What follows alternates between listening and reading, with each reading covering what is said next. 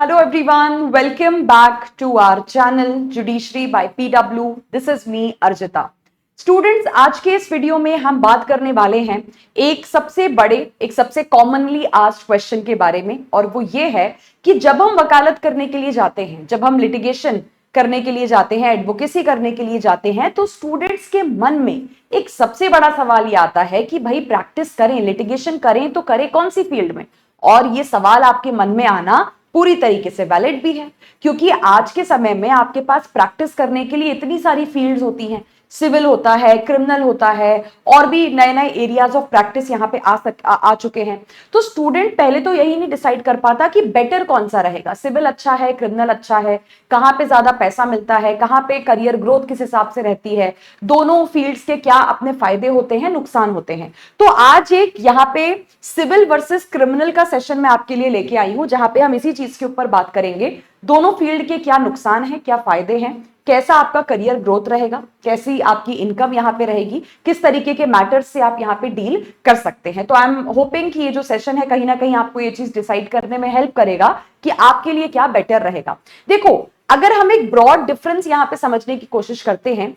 Civil law आपको अच्छे तरीके से पता है कि सिविल लॉ में चाहे आप एक पर्सन से डील करो, चाहे आप किसी कंपनी से डील करो, चाहे आप किसी यहाँ पे ऑर्गेनाइजेशन से डील करो, जो केसेस होते हैं वो अलग ही टाइप के होते हैं। कॉन्ट्रैक्ट्स, मर्जर्स, एक्विजिशन, ये सारी चीजें आपको देखने को मिलती हैं। क्रिमिनल लॉ में आपका पूरी तरीके से यहाँ पे क्राइम आ जाता है, अपराध आ जाता है, मतलब केसेस का वेवलेंथ ही पूरा अलग है। दोनों के बीच में कोई सिमिलैरिटी कहीं से कहीं तक यहाँ पे होती ही नहीं है। क्रिमिनल में आप अपराधियों से डील कर रहे हैं, आप विक्टिम से डील कर रहे हैं, है ना। थोड़ी ग्रूसम चीजें भी होती हैं जो आपको थोड़ी हॉरिफाइंग टाइप की भी देखने सुनने को मिलती हैं। सिविल लॉ में जो है इतना ज्यादा कुछ ऐसा मतलब डिस्टर्ब करने वाले केसेस आपको नहीं आते हैं। सिविल लॉ में इट्स मोर अबाउट जो आपके कॉर्पोरेट से रिलेटेड, कंपनीज, ऑर्गेनाइजेशन से रिलेटेड केसेस होते हैं। तो ये एक ब्रॉड डिवीजन है जो आप यहाँ पे समझ सकते हो। अब अगर हम बात करें कि as a civil advocate exactly आपका काम क्या रहता है, किन चीजों में आप यहाँ पे डील करते हो। देखो, प्रॉपर्टी से रिलेटेड आपके डिस्प्यूट्स हो गए,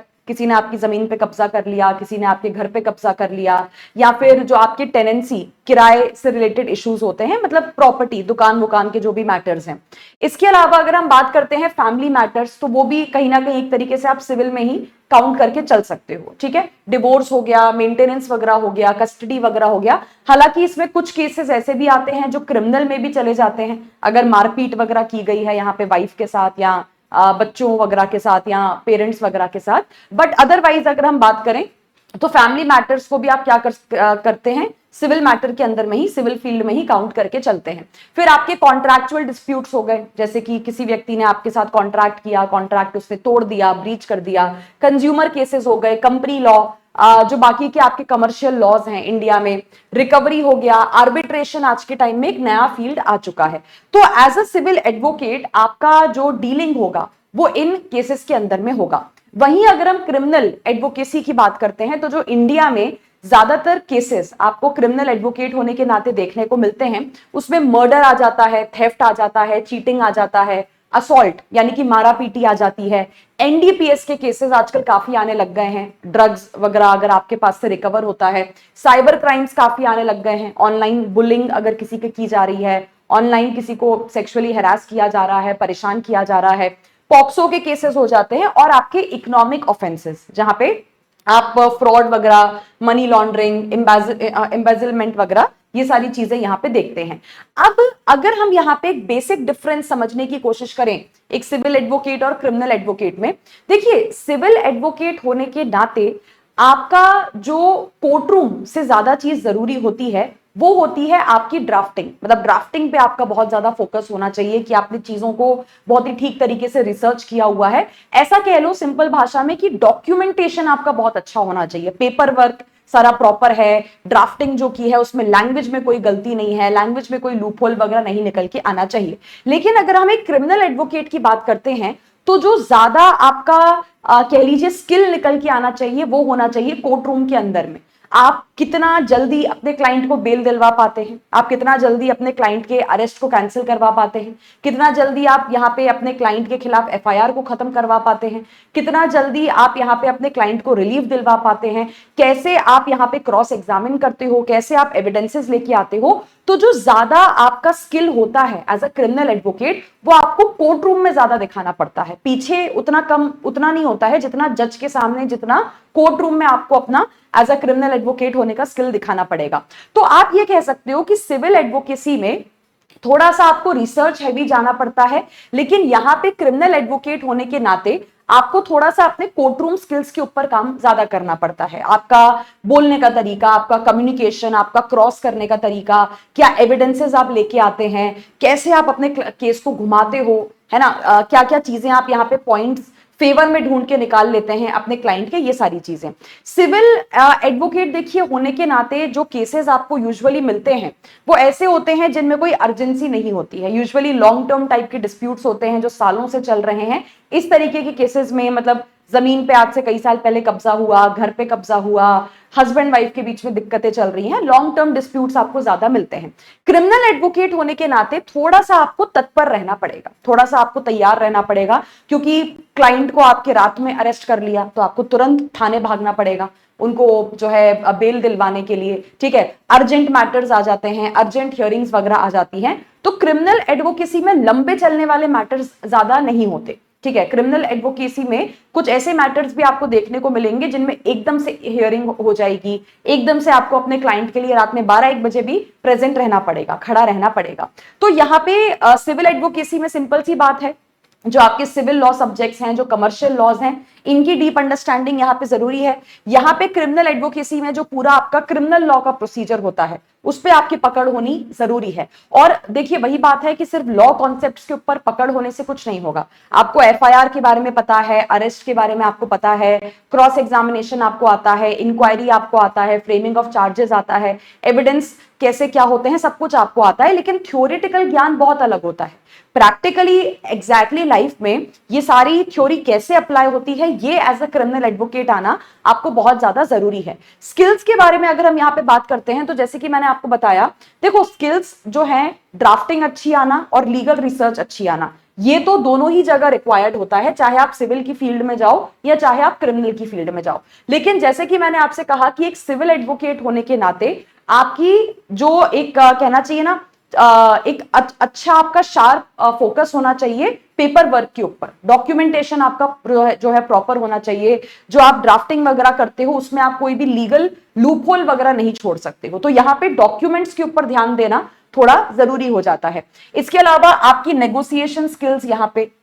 सामने वाली पार्टी के साथ बात करना, क्लाइंट काउंसलिंग वगैरह, ठीक है, कमर्शियल लॉस की अंडरस्टैंडिंग, ये सारी चीजें जरूरी हो जाती हैं। क्रिमिनल एडवोकेट में मैंने आपको बताया कि आपके पास क्विक थिंकिंग होनी चाहिए, है ना। क्विक थिंकिंग की जज ने अगर कहीं से आपको, जैसे मान लेते हैं आप कोर्ट के सामने खड़े होके अपने क्लाइंट के लिए बेल का मैटर आर्ग्यू कर रहे हो, जज आपसे कह रहे हैं यहाँ पे कि भाई आपके क्लाइंट को क्यों बेल दी जाए, आपके क्लाइंट के ऊपर तो इतने सीरियस एक्विजिशंस यहाँ पे लगे हुए हैं। अब आपकी वहां पे क्विक थिंकिंग काम करनी चाहिए कि सीरियस एक्विजिशंस होने के बाद भी क्यों आपका क्लाइंट यहाँ पे बेल डिजर्व करता है। उसके लिए आपके पास प्रॉपर जजमेंट्स होने चाहिए जो आपके साइड को क्या करते हैं, सपोर्ट करते हैं। तो प्रोसीजर की, एविडेंस लॉ की स्ट्रॉन्ग जानकारी, स्ट्रॉन्ग नॉलेज, क्विक थिंकिंग यहाँ पे होना, क्रॉस एग्जामिन करना आना। जैसे कि मैंने कहा कि क्रिमिनल एडवोकेट होने के नाते आपका जो ज्यादा स्किल है वो कोर्ट रूम में निकल के आता है। कोर्ट में आप कितनी अच्छी तरीके से आर्ग्यू कर पाते हैं, क्रॉस एग्जामिन कर पाते हैं, एविडेंसेस को दे पाते हैं, जजेस को काउंटर कर पाते हैं और ऑपोजिट साइड को यहाँ पे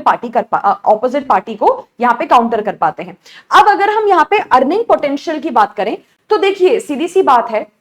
क्रिमिनल फील्ड में ऑनेस्टली अगर मैं आपसे कहूं, क्रिमिनल फील्ड में पैसा कमाने का पोटेंशियल यहां पे ज्यादा होता है स्टार्टिंग से। मैं ये नहीं कह रही कि सिविल वाले वकील पैसा नहीं कमाते हैं, वो कमाते हैं, लेकिन इनिशियली जो आपका करियर ग्रोथ होता है, जो आपकी पैसों की कमाई होती है, वो थोड़ी सी स्लो होती है। क्रिमिनल में क्या है कि स्टार्टिंग में ही आपको अगर बहुत ही high profile, high sensitive type के केसेस मिल गए, बेल मिल गई, ठीक है, एनडीपीएस के केसेस आपको यहाँ पे मिल गए, है ना, कोई चेक बाउंस का केस वगैरह आपको यहाँ पे मिल गया, तो क्रिमिनल फील्ड में स्टार्टिंग से पैसा कमाना बहुत ज्यादा डिफिकल्ट नहीं है। लेकिन सिविल की फील्ड में स्टार्टिंग में पैसा कमाना थोड़ा सा डिफिकल्ट होता है, लेकिन एक बार आप थोड़े हाई लेवल पे पहुंच जाते हैं, यानी कि कॉर्पोरेट में आप अच्छे निकल जाते हैं, आर्बिट्रेशन के मैटर्स आपके पास आने लग जाते हैं, तो फिर it is a very stable long term practice, यहाँ पे फिर आपको कोई दिक्कत नहीं आएगी। क्रिमिनल में देखिए फायदा क्या होता है कि आप अगर थोड़ा पब्लिक व्यूइंग में आना चाहते हैं, थोड़ा चर्चा में आप रहना चाहते हैं, है ना, क्रिमिनल एडवोकेट्स को हमेशा थोड़ा क्या है यहाँ पे फोकस ज्यादा मिल जाता है मीडिया वगैरह में। कोई भी फेमस केस है क्राइम से रिलेटेड, क्रिमिनल फील्ड से रिलेटेड, जो कि न्यूज में बहुत ज्यादा कवर किया जा रहा है, आप उस केस में वकील हैं, एडवोकेट हैं, तो बहुत ज्यादा चांसेस हैं कि आप लोगों की नजरों में आ जाएंगे। मतलब विजिबिलिटी जो है काफी ज्यादा आपको मिल जाती है कोर्ट में अपियर होने के नाते भी, और अदरवाइज सोशल मीडिया में, न्यूज चैनल्स के थ्रू भी। यहाँ पे अर्निंग यहाँ पे स्टार्टिंग से ही अच्छी रहती है। ये पर्सनली मैंने देखा है कि क्रिमिनल एडवोकेट जो है स्टार्टिंग से ही बहुत ही अच्छा यहाँ पे कमाते हैं, और एक बहुत ही स्ट्रॉन्ग रेप्यूटेशन आपकी होती है। देखिए सिविल के कंपैरिजन में क्रिमिनल एडवोकेट ऐसा होता है जिससे सब लोग घबराते हैं, जिससे सब लोगों को यहाँ पे डर लगता है। और अगर आप एक अच्छे क्रिमिनल एडवोकेसी को एस्टैब्लिश कर लेते हो तो एक स्ट्रॉन्ग रेप्यूटेशन आपकी यहाँ पे बनती है, और फिर तो देखिए स्काई इज द लिमिट, फिर आप राम जेठमलानी साहब जैसे बड़े वकील भी बन सकते हैं। तो यहाँ पे अगर हम फायदे और नुकसान के बारे में बात करें तो अगर देखिए आपको ऐसा है कि मुझे थोड़ा वर्क लाइफ बैलेंस बना के चलना है, मुझे ये नहीं है कि रात में 12-1 बजे भी मुझे कोर्ट भागना पड़ रहा है, अर्जेंसी वाली चीज अगर आपको नहीं चाहिए, प्रिडिक्टेबल वर्क शेड्यूल है कि ठीक है कोई अर्जेंसी नहीं है, कोई हाय तौबा नहीं मच रही है ना, आपको लगता है कि भाई मेरा डॉक्यूमेंटेशन का काम बहुत ही स्ट्रांग है, मेरी ड्राफ्टिंग बहुत ही अच्छी है, और मुझे सिविल के जो एरियाज होते हैं या सिविल के जो सब्जेक्ट्स होते हैं वो ज्यादा समझ में आते हैं, ज्यादा बेटर लगते हैं, ज्यादा मुझे अट्रैक्ट करते हैं, तो ये आपके लिए फायदा रहता है। ये चीजें अगर हैं तो आप सिविल साइड में यहाँ पे जा सकते हो। बट जैसे कि मैंने आपको बताया कि इसका एक सबसे बड़ा ड्रॉबैक ही ये होता है कि कभी कभार वो पेपरों में उलझे रहना, फाइल्स में उलझे रहना, डॉक्यूमेंटेशन में उलझे रहना, इतना ज्यादा हैवी पेपर वर्क करना, कभी कभार वो इंसान को परेशान भी कर देता है, इरिटेट भी कर देता है, फ्रस्ट्रेट भी कर देता है। वहीं अगर हम क्रिमिनल साइड की बात करें तो मैंने आपको बताया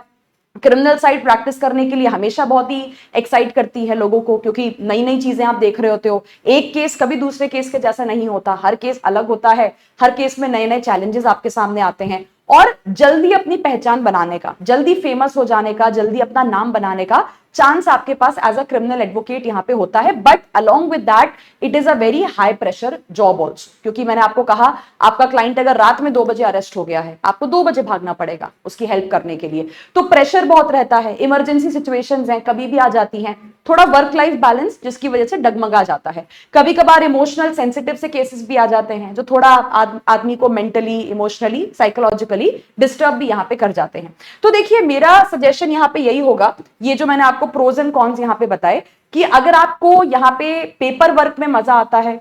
स्ट्रक्चर्ड तरीके से आप काम करना चाहते हैं, कोई अर्जेंसी, कोई हाई तौबा नहीं मचानी है, तो मेरा सजेशन और मेन इंपॉर्टेंट बात यह है कि आपको सिविल साइड अट्रैक्ट करती है, सिविल के सब्जेक्ट्स, सिविल का एरिया जो है वो आपको अट्रैक्ट करता है, आपको मजा आता है, तो बेटर यही होगा कि आप उसको एज अपना करियर लिटिगेशन फील्ड जो है वो पेश करें। लेकिन अगर आपको लगता है कि भाई मेरी कम्युनिकेशन बहुत अच्छी है, मेरी कम्युनिकेशन लैंग्वेज पे मेरी पकड़ बहुत अच्छी है, मेरी क्विक थिंकिंग है, सामने वाला मुझे कुछ बात कहता है, कोई स्टेटमेंट देता है, मैं तुरंत उसका काउंटर दे सकता हूं, तुरंत मैं उस पर्सन को जो है बीट कर सकता हूं किसी भी डिस्कशन में, किसी भी आर्ग्यूमेंट में, तो मेरा कम्युनिकेशन स्किल जो है वो बहुत ही अच्छा है, मैं अंडर प्रेशर भी काम कर सकता हूं या कर सकती हूं, और मुझे जो है डेली यहाँ पे कोर्ट का एक्सपोजर चाहिए, मुझे क्रिमिनल ट्रायल्स में बहुत ही मजा आता है, मेरा दिमाग उस तरीके से चलता है कि मैं अपने क्लाइंट के फेवर में सोच सकता हूं या सोच सकती हूं, मैं लूप होल्स ढूंढ के निकाल सकता हूं या निकाल सकती हूं, इस तरीके के काम में अगर आपको मजा आता है तो आप क्रिमिनल साइड में जा सकते हो। बाकी देखिए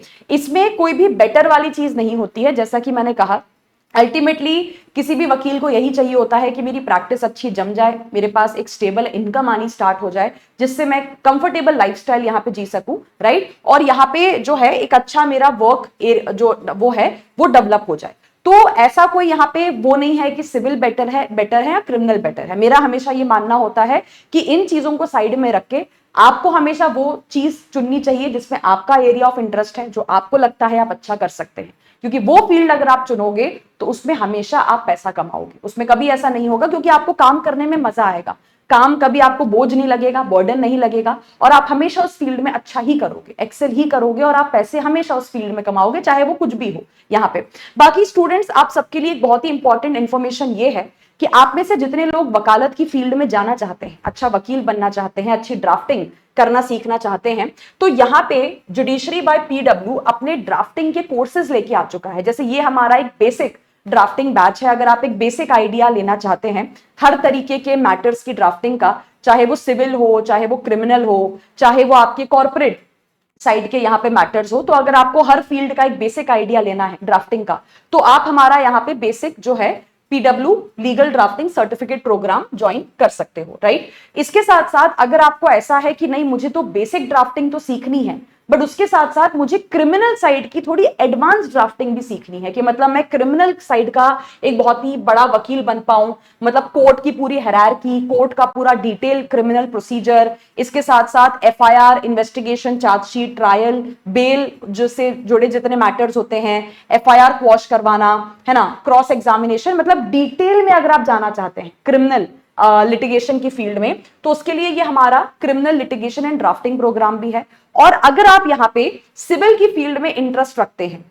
अगर आप सिविल की फील्ड में इंटरेस्ट रखते हैं, आपको ऐसा है कि भाई मुझे बेसिक ड्राफ्टिंग तो सीखनी है सिविल की, लेकिन उसके साथ साथ मैं यहाँ पे क्या करना चाहता हूं, सिविल की प्रैक्टिस को थोड़ा एडवांस लेवल पे जाके जानना चाहता हूं, सीपीसी के पूरे कोर प्रोसीजर्स, कोर्ट का पूरा प्रोसीजर क्या होता है, property suits, recovery suits, contract suits, मतलब जितने भी सिविल के मैटर्स मैंने आपको बताए होते हैं, तो उसके लिए फिर आप हमारा सिविल जो ड्राफ्टिंग वाला प्रोग्राम है उसको आप ज्वाइन कर सकते हैं। और आप सबके लिए एक बड़ी खुशखबरी ये भी है कि 15 जून तक आप सबको हमारे इन सभी ड्राफ्टिंग कोर्सेज के ऊपर डिस्काउंट भी दिया जा रहा है, लेकिन ये अर्ली बर्ड ऑफर डिस्काउंट है, सिर्फ 15 जून तक ही वैलिड है। तो आप में से जो लोग हमारे इन ड्राफ्टिंग कोर्सेज को ज्वाइन करना चाहते हैं, बैच में इंटरेस्टेड हैं, ये नंबर आपको स्क्रीन पे दिया है, इस नंबर पे आप कॉल करके फर्दर डिटेल्स ले सकते हैं, बैच कैसे ज्वाइन करना है वो भी आपको यहाँ पे बता दिया जाएगा। So thank you so much once again, take care, all the best for your preparation, bye bye.